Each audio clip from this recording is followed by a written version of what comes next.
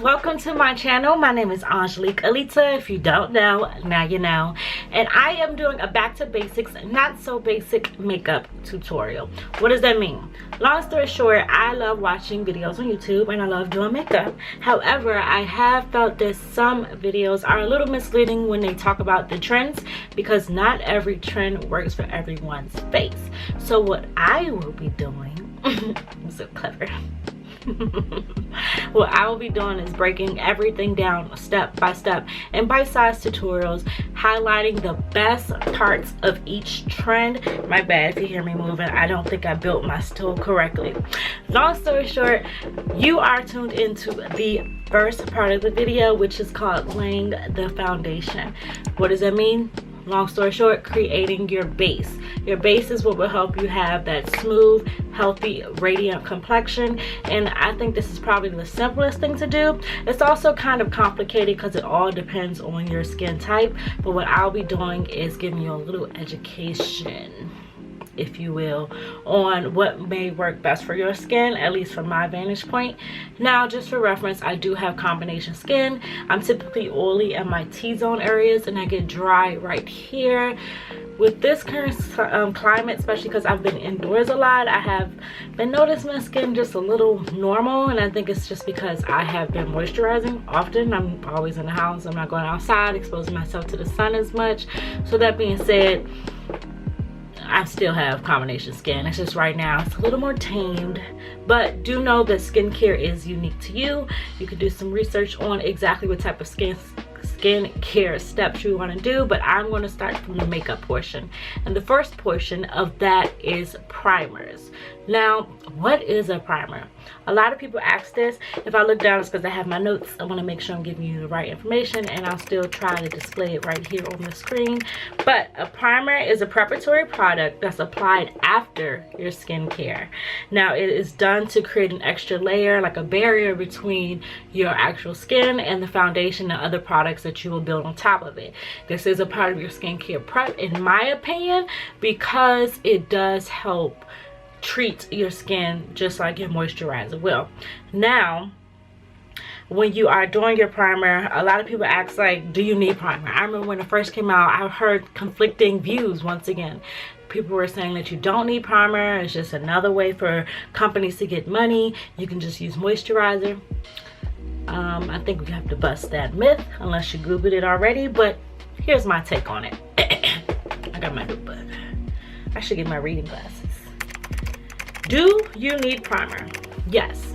So if your intentions are to blur or kind of diminish any imperfections like acne, scarring, wrinkles, you want to use primer because, like I said, it creates that barrier, allows your makeup to stick, and it actually helps your foundation and concealer do its job by creating that barrier instead of your concealer and foundation setting into those fine lines. The primer, think about it, it fills in the crevices and shit you just try to hide. Does that make sense? Yeah. Second question, can I use moisturizer as primer? Now, that is a twofold question because a lot of primers now are moisturizing primers, but we'll get there. Long story short, for the short answer is no. You don't want to just use moisturizer as primer because your moisturizer is made to hydrate your skin, while primer is made to treat and transform. Now, what does that mean? There are several different types of primers that are used to treat.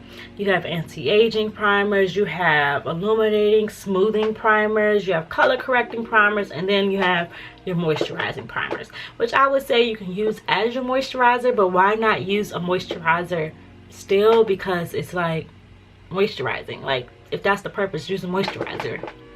Cool. This is gonna be so annoying. Anyway, that was nasty. So the primer that I'm going to be using, and just a little disclaimer, I did want to keep these videos kind of affordable, so I didn't do the most budget friendly thing. I actually went out and bought some affordable makeup myself, just because the ones I use typically are drugstore brands, but not everything that I will be covering is. Long story short, your first primer, oh, I'm sorry, not primer. the first thing we'll be using is a moisturizer. So how do you want to apply primer? First, you apply it after you use your moisturizer. My cousin referred this to me. I'm not gonna say that, let me tell the truth. I asked her if I could use some of her moisturizer. She said, yeah, I have some upstairs. And I was like, okay, cool. And I went and I put some on and I was like, yo, this is amazing. I wanted to take it, but I've grown up since then. So long story short, I'll be using the Daily Hydration Primer by e.l.f. and I love it. It's in this cute little bottle that's actually a pump tube, which is perfect. One thing I've learned when it comes down to your products, you want to steer clear away from using jar products, because air is not airtight. You stick your fingers in it. It's all on your preference, but at least for moisturizer, something that I'm always touching with my hands, I'm going to use this, which is perfect. So it's the e.l.f. Daily Hydration Primer. You just want to apply it to your fingertips and then obviously rub it in. I said primer, didn't I? Moisturizer, I'm sorry. So, ooh. And it smells good. It has a scent to it, so if you don't like scented moisturizers, this may not be for you, but it has a clean scent. Like linen cotton kind of, but it's not strong. So remember, your neck and your chest is your second face. So anything you put on your face, you will put on your neck. And don't forget the back of your neck. Like, it's still your neck, people forget that. And then rub it down on your chest. You want to rub in upward motions with your skin. I'm still learning the right way. You're not really supposed to rub on your under eyes, but whatever. Now you can, in addition to your moisturizer, use under eye cream. I could not find a good affordable one, but it's okay. I'm just going to make sure I definitely moisturize and prime under my eyes, because under your eyes is such a thin layer of skin that when you put product on top of it, it'll be nice to have that barrier, right? So we're just gonna dab. Let me zoom you guys in. Hello there. So I'm just gonna dab, dab, dab, dab, dab, dab. And take whatever was left in my hand and dab, dab, dab. Make sure you're doing this with clean hands. Obviously, I just cleaned mine. And then whatever's left, I'm gonna rub on the back of my hands. I get very dry. Can you hear that? I have very dry hands. So anything extra is nice. Now, as you can see, this product just add a nice radiance. Is that the right word? It makes my skin radiant, right? Okay. So that's that. Next, that's when you add your primer. I'm going to let my moisturizer sit in a little bit. I kind of still like to do it when it's a little wet, because that lets me know it's getting in my pores, but there's still something that it can be mixed with, because I like to have my primer on top of my moisturizer. Now, you already know, excuse me, you already know if I said I'm gonna use oh, I forgot to tell you guys something. After I wash my face, I use an elixir. I won't recommend this one because I got this from the Dollar Tree. I'm not sure how good it is, but I like to moisturize my face as soon as it's wet. This is one of the first things I'll put on because it helps lock in that moisture. Then I'll put on my moisturizer. Okay, that's why I didn't come on here with dry skin, because I had this elixir. Now, obviously, the primer. You already know what I'm going to say. I said it's going to be affordable, and if you don't, it's this, the e.l.f. Poreless Putty Primer. This joint right here, as you can see, I've used a lot of it. This thing right here is amazing. Now, I did say that I don't like, come on, focus back on me. Now, I did say that I don't like jar stuff, but this is just too good. This is too good, and I use clean fingers, so I'm just gonna go in, scoop it out with my nail, and I typically really focus this in my T-zone. This is really good because it's nice and thick. So just like you put on concealer with the T, that's my take on using the primer. And I'm gonna put it all over my face. I'm just gonna let it sit on top of here. The only on first impressions, I did not like this because of this white cast. Now you do have to rub it in a lot, which is why I first focused it on my under eyes, and then I'll rub it down. And I mainly put it in my T-zone. The reason why is because, like I said, there's different types of primers, right? So if this one's a poreless primer, you want to put it where your pores are the biggest. And typically that's in your T-zone. For me, it's definitely all over my face, but more so in those areas. But like I said, my first impression of this was not good. I had to use it a few times to really realize how great it is. But after you rub it in, it's pretty perfect. And you'll see the difference once it's all in. Now, how do you apply primer? Some people might apply it with a brush, which is perfectly fine as well, but it's always nice to mix it with your hands. The reason why is because your fingertips warm up the primer and allows it to melt in your skin, which is great, obviously. See how I still kind of have that white cast? That's the only thing I hate, and maybe it's because I put so much on. That would make sense, right? But primer's purpose is to create that foundation and blur your skin. I'm still going to put a little bit more on. I'm going to put it on the areas where I'm definitely going to be putting foundation, because we will do foundation next. Okay, that should be enough. Get my fingers nice and hot. Remember I used to slap the back of people's neck? Did I used to do that? No? Okay, well, I did. Somebody cursed me out. The last time I did that, I was in high school. I slapped this boy's neck, and he was so mad. I was like, oh snap, I guess I gotta grow up. I'm just like, I know you had the back of your neck slaps before, like, come on now. We all used to do it. Anyway. And then I just press it. I'm pressing everything in. Also, when you're using your fingers, because you're warming up your face and you're touching your face like this, you're getting your blood circulating, so that'll allow your color to come through, which is good. Anything left on my fingers, just going to rub up on my neck, because I am going to be putting foundation down there. Okay, now let me move a little closer. It's blurring. You can still see my pores a little bit, but once that sets in, the purpose is not to see your pores. Is when you put your foundation on, it helps it be a little less obvious. But this is really good just because of the thickness, I want to say. Oh, you are really stepping it up. Really stepping it up.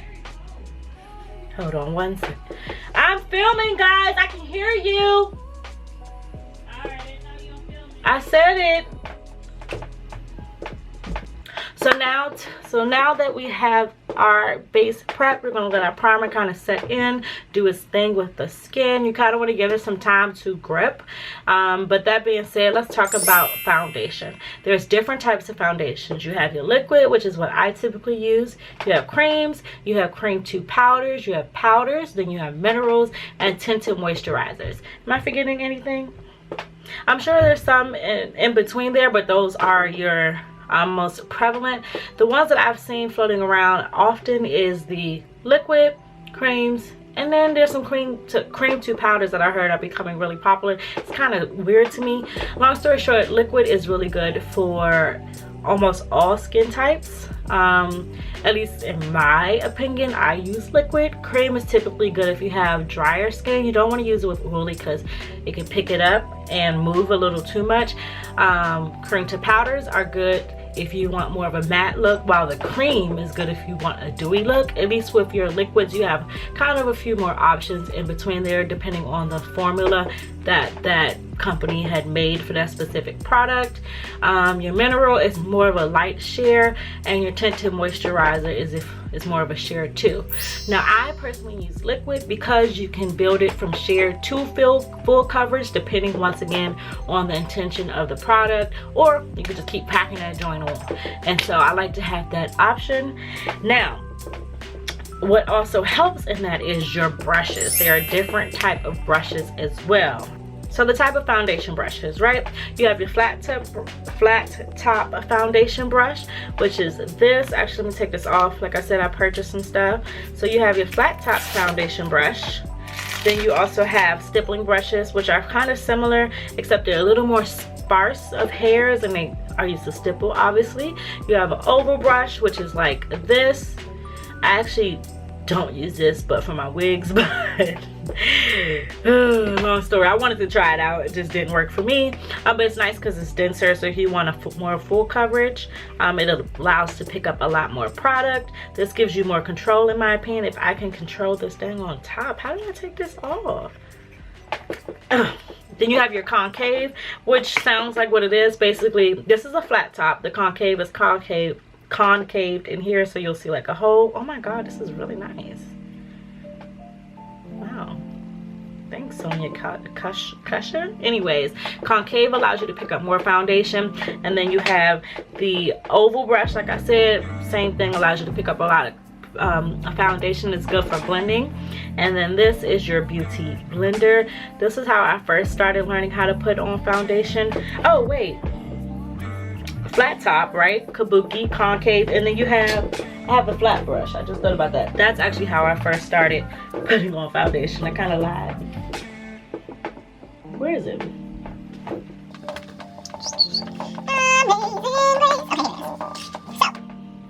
You have your flat top brush. No, you have your flat brush, your flat top brush, your oval brush, your beauty blender, the concave, and then kabuki. I don't have a kabuki, but that's really good if you want to do it really quick, easy. It's handheld. It gives you a lot more control because it's closer to your skin. So I'll be applying my foundation with a flat top brush. I really do like this brush. Like I said, I've just bought some new products, so I'll give you guys a review on it as well. This is the Sonia Kashuk flat top foundation brush, obviously, and I'll be using the Fit Me foundation in Classic Tan 335. This is my first time using this as well, so I hope it's a good match. Now, two things. Like I said, I'm going to teach you guys the trends and what's the good and, well, at least my take on it to achieve what you want. My whole goal of makeup is to look pretty, obviously, but I like when people say, oh, you look very pretty, or you are very pretty, versus, oh, your makeup looks so nice. Both are compliments. Both are kind of referencing the same thing, but the intention is different. I want to look pretty. I want me to shine through. I don't want it to just be my makeup is bomb.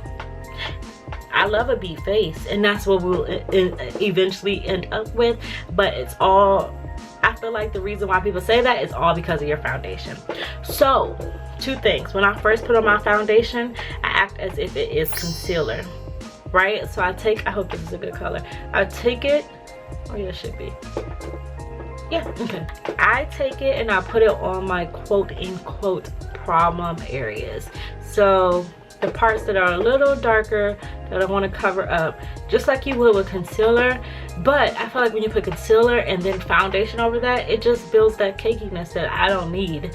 Also with a foundation, you typically don't need as much as you think, and that is because you want your skin to shine through. Does that make sense? I still want my skin to look as like skin. A little primer left over there.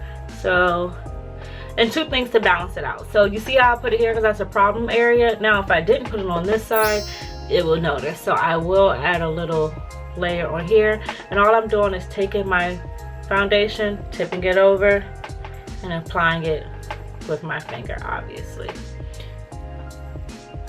So putting on the problem areas. I have a dark mark here. I burned myself. That sucks. Now, when I say I'm not gonna put foundation everywhere, I actually am. But I don't do it the same way. I actually share it out. So one good thing when applying foundation is to use booster drops. I got the e.l.f. Shout out to e.l.f. Dang, sponsor this video. I have the e.l.f. Sun Kiss booster drops. And for the other areas, that I'm going to apply my foundation to. I'm actually going to sheer out my foundation with the booster drops, and I'm going to use that to blend everything else together. Just like, you know how people let their concealer dry down, I'm going to let the foundation dry down a little bit, and then I'm going to apply the extra glow on top. Now, I just put a little foundation on the back of my hand. That should be enough for the rest of my face. I'm going to take our drops and mix it with that. One. Ooh, it's nice and thick. Two. Now I'm going to take my flat top brush. I'm going to mix all that together. It's going to leave some product on my hand because we don't need all of it. And then I'm going to take it and I'm going to stipple it over everything else. Now, I know some people don't like to put foundation on their forehead, and honestly that kind of looks weird to me, and it's only because I have a lot of veins in my forehead, especially when I laugh, so it shines through and you could tell I'm missing product. So I'm still going to put what was ever left on the back of my hand onto my forehead, along with what was ever left on the brush. Now, if you've noticed, I've kind of gone around my eyes. I'm not getting my under eye. That's because we're already going to put product there. Well, this is actually a good match. I like how it makes it look a little more tan. I wish you guys could see the color is really showing up. I gotta get my settings a little better, but it's giving me a nice tan. Now, whatever's on the rest of my brush, which is not much, I will dust under my eyes, but the reason why I'm not putting as much product under my eyes is because when we get to concealer, we don't want it to have that cakey look. Now, don't forget when you're doing your foundation. Oh my god, y'all hear the chair? Maybe I should stand up. I think I might have to stand up for this whole video. Oh well, that's fine. Okay, I had to stand up. That chair was getting on my nerves. So, when you're putting on your foundation, you want to bring it on your neck. And when I do it, because I don't want it to look streaky, I actually buff it all in. And then you're going to bring it on your ears. I actually like bring it all over my ears. And this is just whatever was left on the brush. It will deposit some color. That's the one thing I do like about this flat top brush. It picks up enough. And I use a stippling motion to make sure it's all blended. So see how you still can see, not texture, because that's the whole reason of the primer. Now I do have a little texture right here on my cheeks. That's just something I'm personally working on. But because we didn't put so much foundation on and we shared it out, it gave us a nice glow. You like? I like it. I like it. So I'm just making sure everything's nice and blended to the point where even, I know sometimes they say if you overblend, you can pull product off. That's okay. We're just sharing out. So now it just looks like great skin. All right. So let me show y'all up close.